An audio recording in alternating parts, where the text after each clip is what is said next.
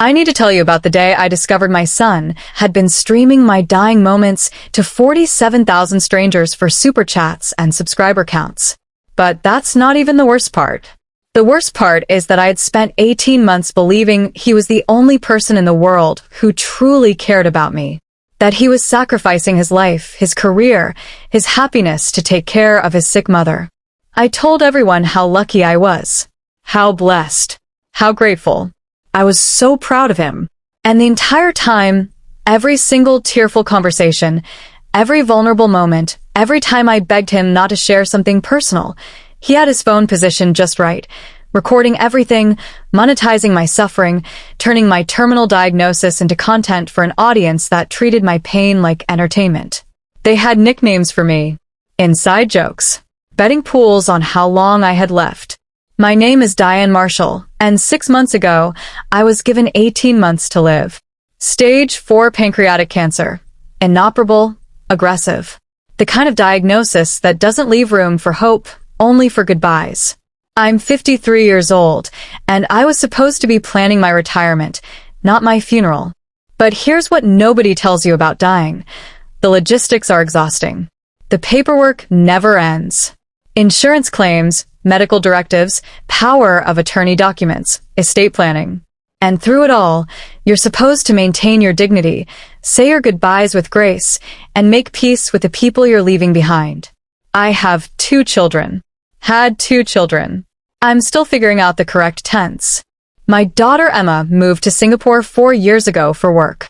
International marketing for a tech giant. We video called every Sunday without fail.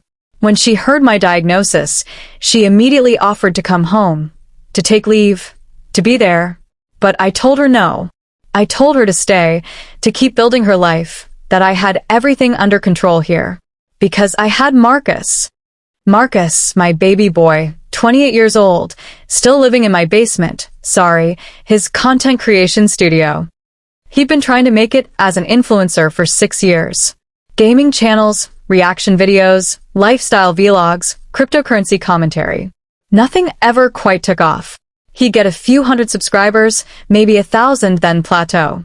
He'd pivot to a new platform, a new niche, a new persona. I never understood it, but I supported him. That's what mothers do. I paid his phone bill, bought his equipment, defended him at family gatherings when my sister would make snide comments about real jobs and real contributions. When I got the diagnosis, Marcus was the first person I told. I remember sitting him down in the kitchen, the late afternoon sun coming through the window, making everything look golden and safe and permanent. I told him the truth, all of it, and I watched his face crumble. He cried harder than I did. He held my hands and told me he wasn't going anywhere, that he was going to take care of me, that I had taken care of him his whole life, and now it was his turn. I actually felt guilty for burdening him. The first few months after the diagnosis were a strange kind of honeymoon period. The cancer was progressing, but slowly. I was still mobile, still coherent, still myself. Just tired. So tired. Marcus transformed overnight. He went from sleeping until 2 p.m. and gaming until dawn to setting alarms, making schedules, organizing my medications in those little weekly pill containers that I had always associated with being elderly. He drove me to appointments, took notes during doctor consultations, researched clinical trials and alternative treatments with an intensity one had never seen in him before. He even started cooking.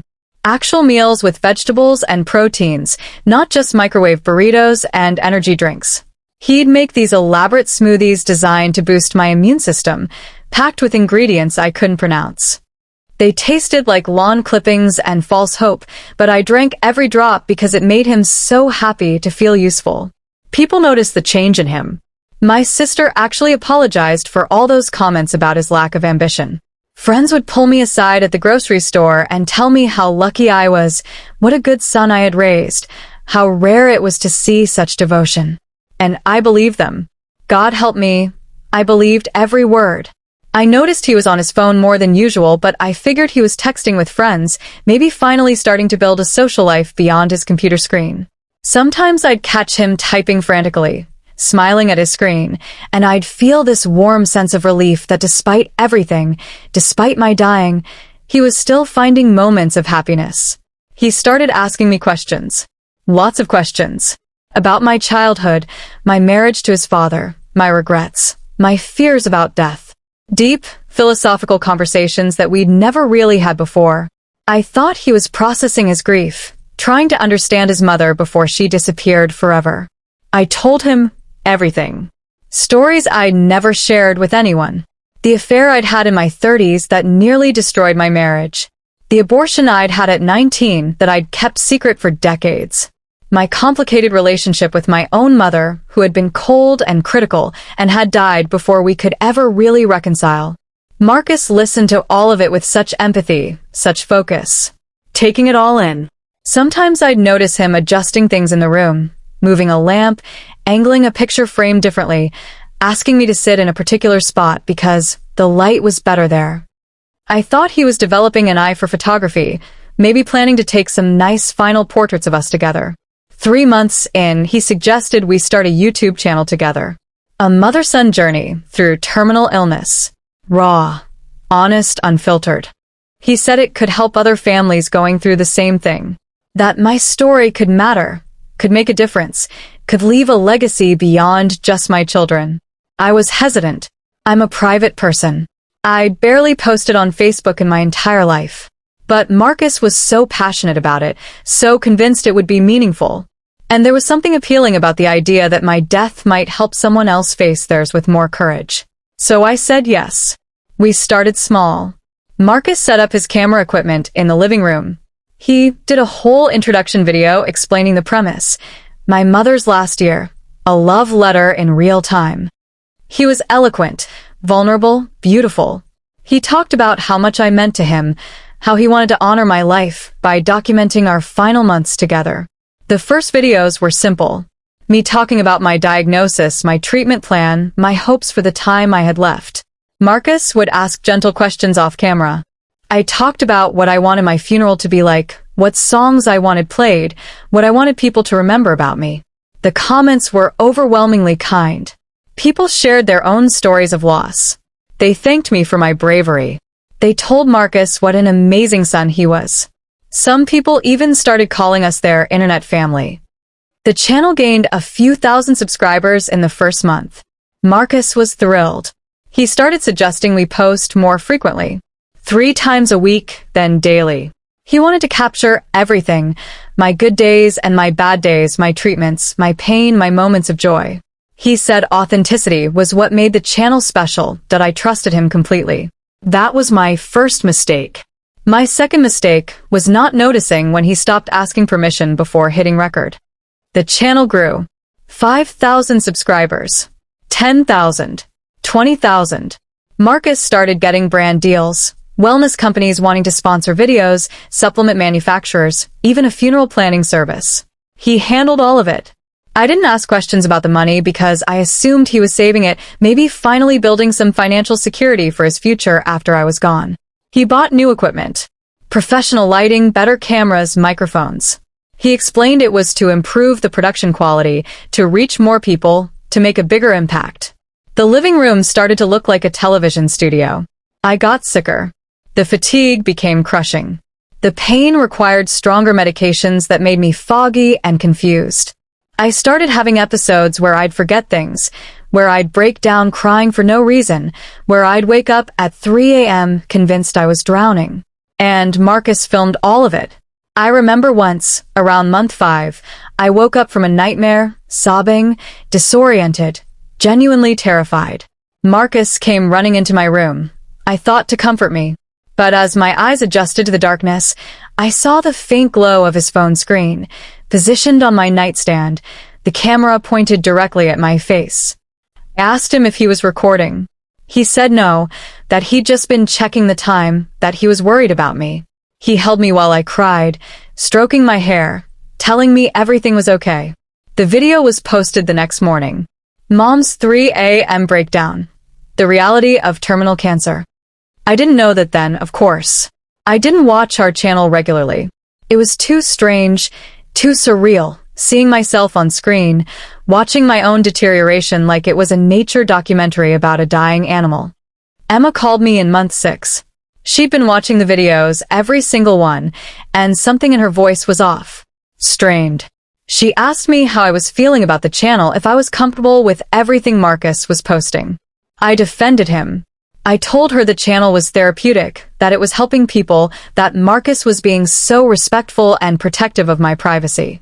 She went quiet for a long moment, then said she was going to try to come home for Christmas, that she needed to see me in person. That should have been my warning. But I was too sick to read between the lines. Too medicated to notice the worry in her voice. Too dependent on Marcus to question his motives. The channel hit 50,000 subscribers in month 7. Marcus threw a small celebration, just the two of us, sparkling cider and cupcakes. He showed me the subscriber counter on his laptop, refreshing the page over and over, watching the numbers climb. He was more excited than I'd seen him in years, maybe ever. He told me we were changing lives, that people were sending messages about how our story had inspired them to reconnect with their own parents, to appreciate the time they had left, to face death with more courage. He was right about that part. We were changing lives. Just not in the way I thought. Christmas came. Emma flew home from Singapore, and the moment I saw her face at the airport, I knew something was catastrophically wrong. She looked at Marcus like he was a stranger. No, worse than a stranger. Like he was something dangerous that had infiltrated our family, wearing her brother's face. She hugged me tight, too tight, and I felt her trembling. Marcus tried to film her arrival. He had his camera ready, talking about the reunion episode, about how meaningful it would be to capture our family together for the holidays. Emma looked directly into the lens and said, very quietly, very clearly, "Turn it off. Now." He laughed it off, said she was jet-lagged, that she'd feel differently once she settled in. She didn't argue. She just helped me to the car and didn't say another word until we got home.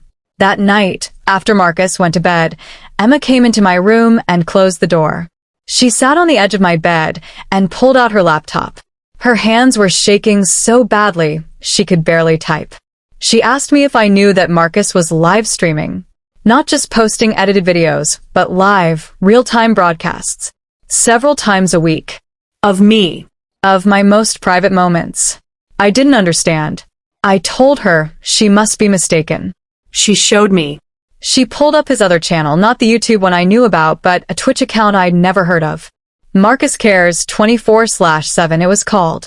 And there, in the video archive, were dozens of streams. Hours and hours of content. Me sleeping. Me crying.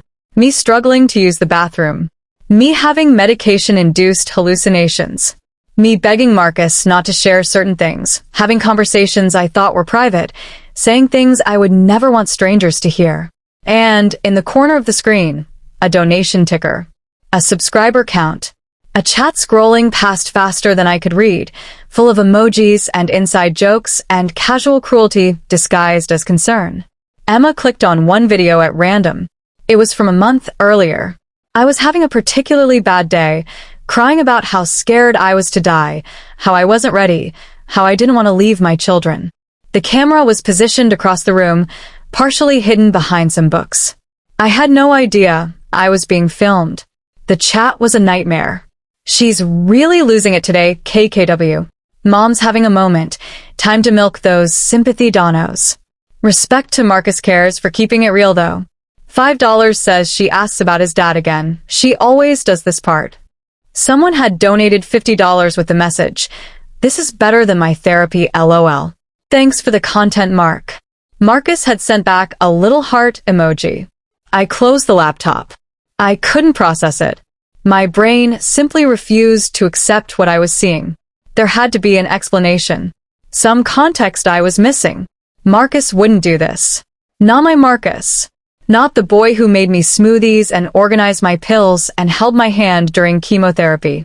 Emma was crying. She told me she'd been watching both channels for weeks, trying to figure out how to tell me, trying to decide if telling me would make things worse given my condition. She'd consulted with friends, with therapists, with lawyers. Everyone had different advice. She showed me more. The main YouTube channel had comments that seemed supportive, but if you looked at Marcus's other social media accounts, you could see what was really happening. He was building a personal brand off my death. Sponsored posts about cameras and microphones, with captions like, "The equipment that lets me document my journey with mom." Affiliate links to medical supplies and hospice resources. He had a Patreon. Different tiers of support. For $50 a month, subscribers got exclusive behind-the-scenes content and raw, unedited conversations with mom.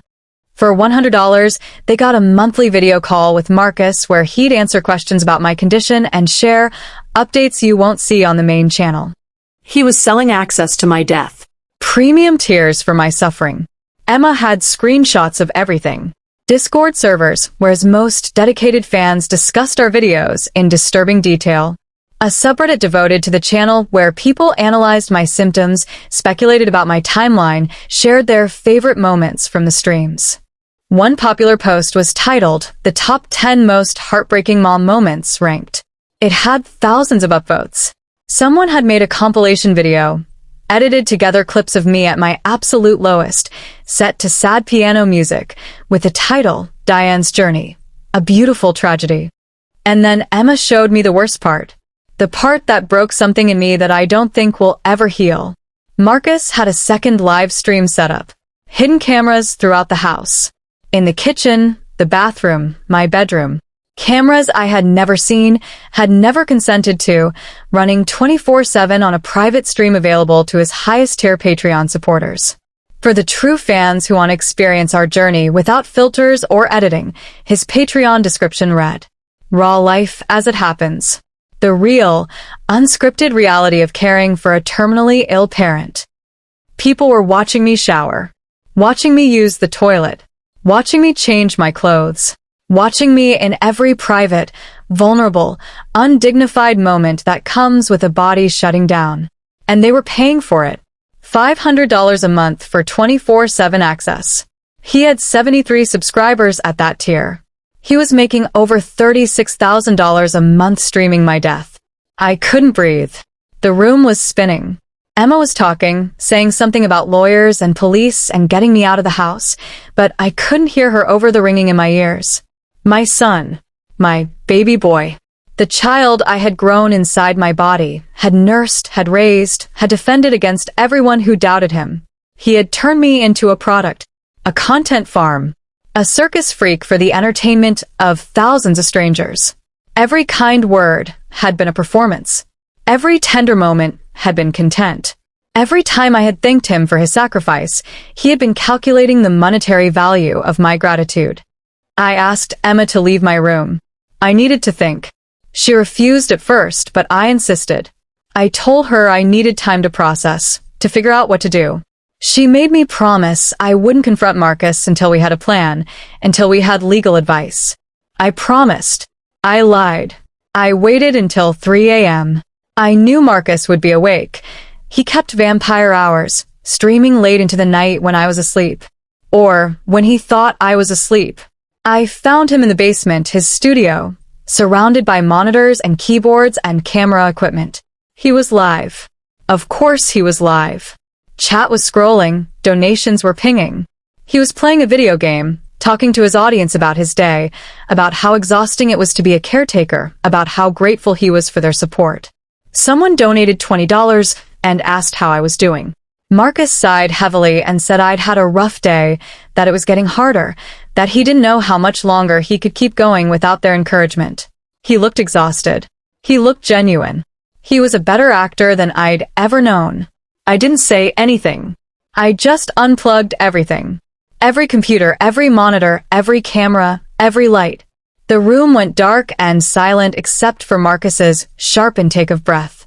He turned to look at me, and in the faint glow of his phone screen, I could see him calculating, trying to figure out how much I knew, how much damage control he needed to do. I asked him one question.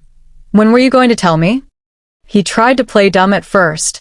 Asked me what I meant, why I was up so late, if I was feeling okay. The concern in his voice was perfect. If I didn't know better, I would have believed it. So I told him I knew everything. The live streams, the hidden cameras, the Patreon tiers, the money. All of it. And do you know what he said? He told me I should be grateful. He said he'd given up everything to take care of me, that he'd sacrificed his 20s, his social life, his chance at a normal career, that the channel was his compensation, his payment for the work he was doing, that I was going to die anyway, so what did it matter if he made some money off documenting the process? He said other people in his position would have just put me in a facility and visited on weekends, that I should be thankful he was at least keeping me home, keeping me comfortable, that the subscribers loved me, that I'd touched thousands of lives. Wasn't that what I wanted? To matter? To leave a legacy? He called it a mutually beneficial arrangement. I got care, he got content. Win-win. He genuinely believed he'd done nothing wrong. I asked him about the hidden cameras, the bathroom footage, the bedroom streams. He shrugged and said that level of access was what separated serious content creators from amateurs. That authenticity required sacrifice.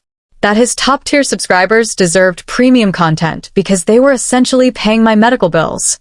I told him to get out, pack his things, and leave. That I never wanted to see him again.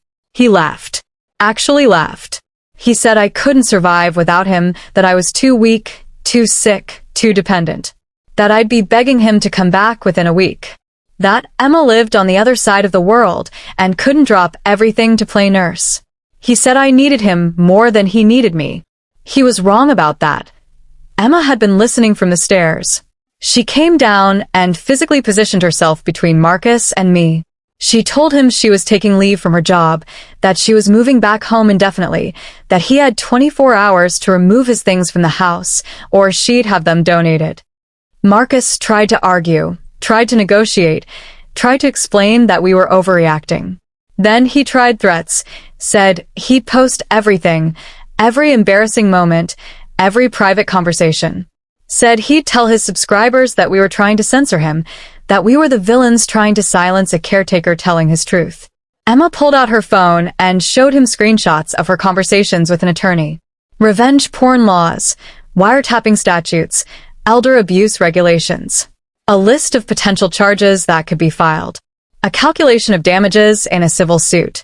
She told him that if he posted one more video, one more photo, one more update about me or our family, she would destroy him. Legally, financially, socially. She had already started archiving everything. Every stream, every comment he'd made, every dollar he'd earned. She had evidence of him coaching chat members on what to donate and when to maximize emotional impact. Screenshots of him laughing with moderators about playing up the tiers for better engagement. She'd been building a case for weeks. Marcus stared at her for a long moment. Then he looked at me, and for just a second, I saw something in his face. Maybe regret, maybe fear, maybe just the realization that his revenue stream was ending. He packed 3 bags and left within an hour. Didn't say goodbye. Didn't apologize. Just asked if he could take his computer equipment. Emma said no. Evidence. The next morning, Emma and I went through the house room by room, finding cameras. We found 11. 11 hidden cameras in my own home, in places I had never thought to look. One was in the bathroom mirror. One was in a smoke detector above my bed. One was inside a decorative picture frame in the hallway. They were small, professional, expensive. This wasn't a spontaneous decision or a temporary lapse in judgment. This was planned, systematic exploitation. Emma contacted a lawyer, filed police reports, sent cease and desist letters to Marcus and to every platform hosting his content. Most of it came down within 72 hours. Some platforms banned him outright for terms of service violations. The hidden camera footage, in particular, violated multiple laws in our state. His subscriber count plummeted as the story got out. The internet is fickle that way. People who had been sending him money and praising his dedication immediately turned on him when they realized the full extent of his deception. Comment sections filled with people claiming they'd always suspected something was wrong, that they'd tried to warn others, that they'd never actually supported him. Revisionist history. Most of them had been cheerleaders until the narrative changed. A few media outlets picked up the story. Influencer exploited dying mother for content. I didn't do interviews, but Emma did. She was articulate, angry, protective. She made it clear that this wasn't just about Marcus, but about a system that incentivized this kind of behavior. a culture that rewarded cruelty packaged as authenticity. Marcus tried to post a video response. Apology video aesthetics, sitting on the floor, no makeup, soft lighting, tears.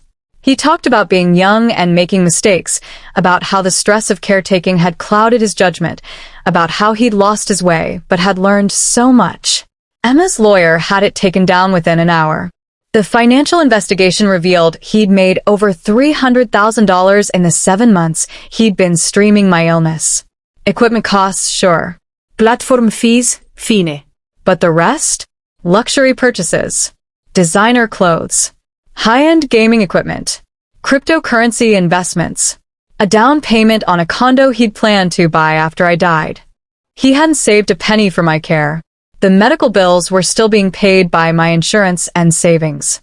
He hadn't contributed to household expenses. The sacrifices he'd claimed were entirely fictional. But here's the thing nobody tells you about betrayal this profound. Knowing the truth doesn't actually make you feel better. I didn't get closure. I didn't get an apology that mattered. I got legal documents and platform takedowns and a sun-shaped hole in my life that ached worse than the cancer. Because I'm still dying. The cancer didn't pause while we dealt with the betrayal. If anything, the stress accelerated my decline. I'm weaker now, sicker, closer to the end than I was when this all started. And I have to face that end knowing that my son, the child I loved unconditionally, the child I defended, the child I trusted above everyone else, saw me as a commodity, viewed my suffering as content, calculated the monetary value of my tears. Emma moved back home permanently.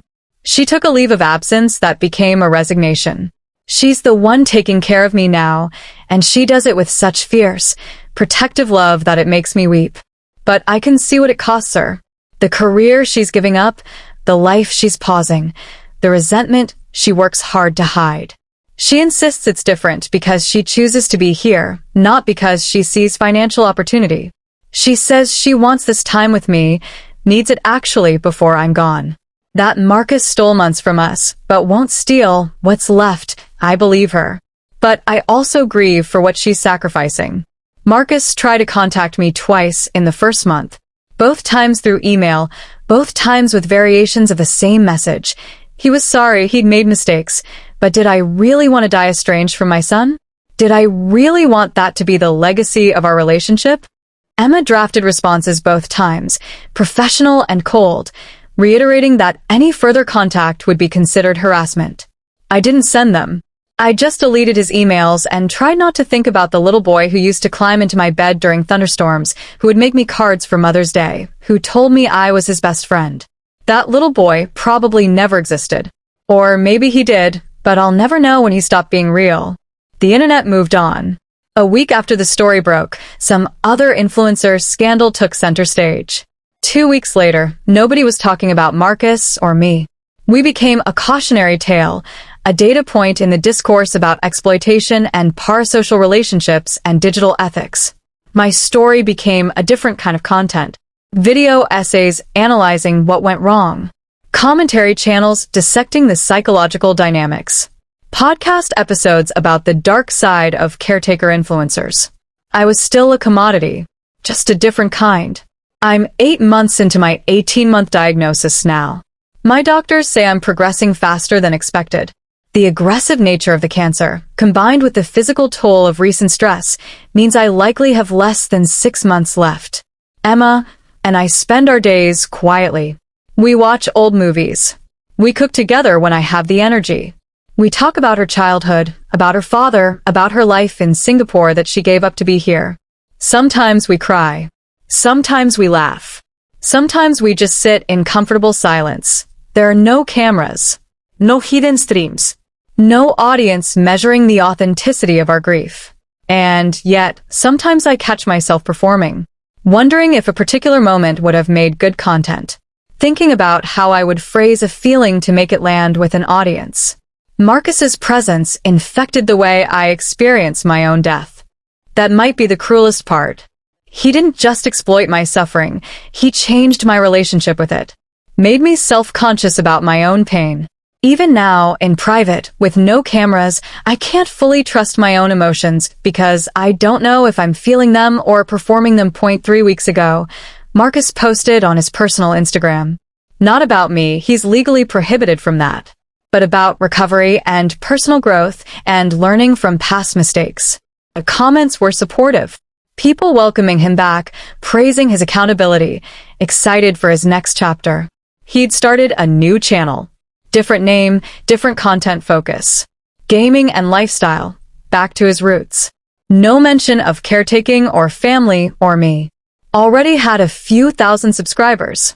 The internet forgave him faster than I ever could. I'm not going to pretend there's a clean moral to this story. I'm not going to say I learned to forgive, or that I found peace, or that everything happened for a reason. Those are the narratives we tell ourselves to make senseless suffering feel meaningful. The truth is messy. I'm angry. I'm heartbroken. I'm grateful for Emma and resentful of Marcus and terrified of dying with this unresolved. I'm disgusted by what he did and simultaneously haunted by the question of whether I somehow failed him as a parent, whether I created this monster by being too supportive, too permissive, too available. I'll never know. He won't talk to me. Won't explain. Won't give me the closure of understanding. What I do know is this. We've created a world where a person can monetize their mother's death, where thousands of people will pay to watch someone suffer in real time, where exploitation can be packaged as authenticity and cruelty can be branded as keeping it real. Marcus didn't invent this system. He just learned to play it better than most. My legacy won't be the YouTube channel or the streams or the headlines. It'll be the private moments with Emma, the ones nobody watched or documented or turned into content. The real conversations, the genuine tears, the unmonetized love. That's what's real. That's what matters. I'm dying. That was always going to be true. Marcus didn't cause my cancer, and he didn't speed up my death. What he did was steal my ability to die with dignity, to control my own narrative, to choose what parts of myself I shared and what parts one kept sacred. He turned my death into his content, and in doing so, he killed something between us that can never be resurrected. I haven't decided if I'll try to reconcile before the end. Emma thinks I should do whatever brings me peace, but she also quietly hopes I won't, because she's afraid he'll hurt me again. That he'll show up with cameras and record our union, turn my potential forgiveness into his redemption arc. She's probably right. So this is my ending. Not the one I would have written. Not the one I deserved. Just the one I got. I'm Diane Marshall. I'm 53 years old. I'm dying of pancreatic cancer. And my son betrayed me for internet fame. And that's the truth that will outlive us both. Did you like my story? And which city are you listening from? Let's meet in the comments.